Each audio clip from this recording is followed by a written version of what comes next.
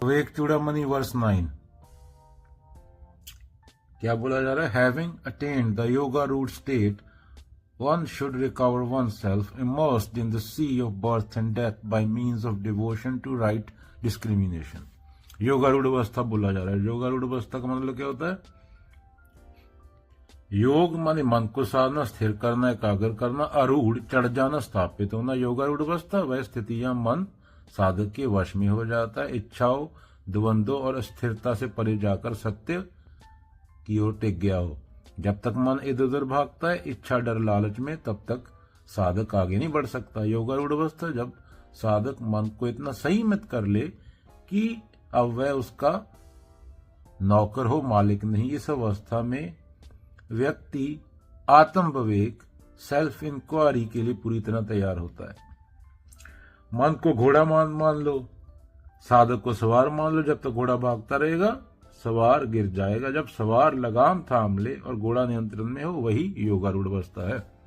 पढ़ाई, बच्चा पढ़ना चाहता है पर मन बार बार मोबाइल गेम, टीवी की ओर भागता है। जब वह मन उसके वश में आ जाए तो पढ़ाई पर टिक जाए, यही योगारूढ़। इंसान अपने अनकंट्रोल डिजायर से प्रोडक्शन करता गया, पोल्यूशन बढ़ा। अब इंसान अपनी इच्छाओं पर काबू करे, सेल्फ कंट्रोल, धरती बचेगी। व्यक्तिगत और वैश्विक दोनों स्तर पर यही योगारूढ़ अवस्था है। तो बच्चों सुनो, जब तक मन बिखरा है कुछ नहीं हो सकता। पहले मन को योग में टिकाओ, यानी एकाग्रता, स्थिरता। फिर उस स्थिरता का उपयोग करो आत्मा और अनात्मा में भेद करने के लिए। जो लोग कहते हैं अब तो ध्यान लग गया, काफी है, वो बीच रास्ते में रुक जाते हैं।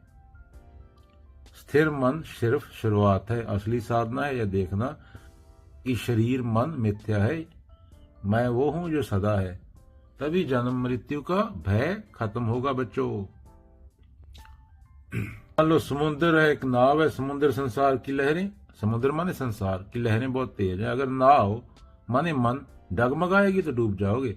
पहले नाव को संतुलित करो, योगारूढ़। फिर चप्पू विवेक चलाकर पार जाओ। बच्चा कहे मेरा मन पढ़ाई में नहीं लगता, पहले ध्यान लगाना सीखे, मन स्थिर करे, फिर विवेक से चुने क्या पढ़ना जरूरी है क्या नहीं। नेति नेति गलत को त्यागता जाए, यही उसे सत्य की ओर ले जाएगा।